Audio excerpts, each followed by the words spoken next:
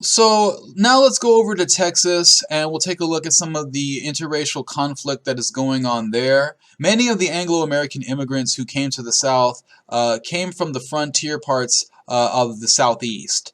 So we're talking about the areas where you have the modern day states of Mississippi, Alabama, Arkansas, Louisiana, Kentucky, Tennessee. In this area, it was like a frontier at this time in the United States. These weren't well-developed areas yet. And so basically you have some plantations, cotton plantations, some small farmers, impoverished frontiersmen, and basically they brought their racial prejudice from that area, that frontier area in the Southeast with them to Texas.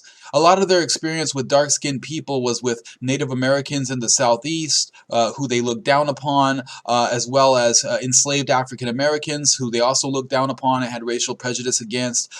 So when these immigrants arrive from the United States, from the Southeast into Texas, they bring this racial prejudice with them and apply it to Mexican Americans in Texas.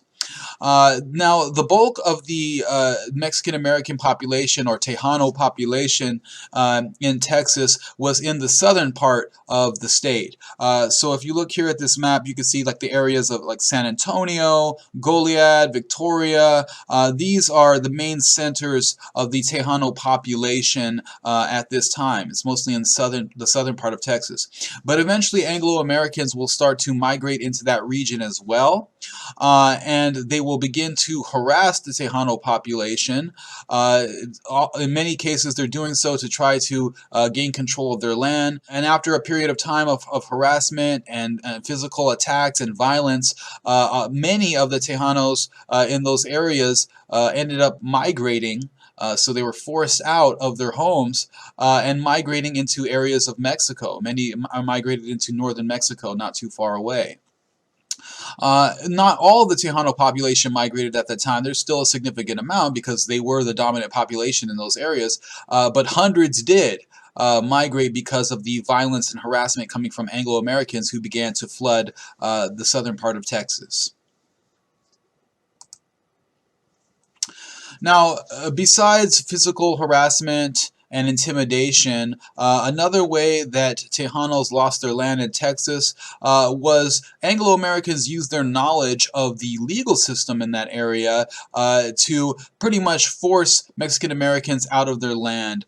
They also used political connections as they began to gain more and more prominence in the region in order to pass laws that worked against Mexican-Americans. And you also seen interracial marriage taking place in Texas as well, just as we saw in California, where Anglo-Americans would marry into the families of upper-class Tejanos who owned large ranches in order to gain control of that property.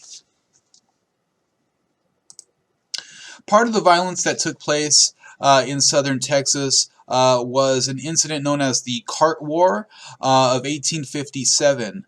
Now, in Texas, there was a lot of ranches, right? The ranching industry was perhaps the biggest industry going on in Texas at that time.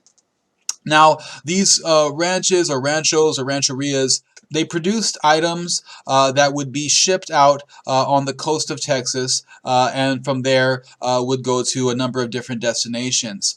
And it was a very lucrative business. Now, the thing is, though, you had to get these products from the ranches in southern Texas to the coast. And so there was a need for transportation. Now, the transportation of ranch goods was primarily conducted by Tejanos, right? They monopolized that business, right? And Anglo-Americans had wanted to get involved in this transportation business or the carting industry because it was a million-dollar industry. There's a lot of money to be made in transporting ranch goods from the areas of like San Antonio to the coast, right?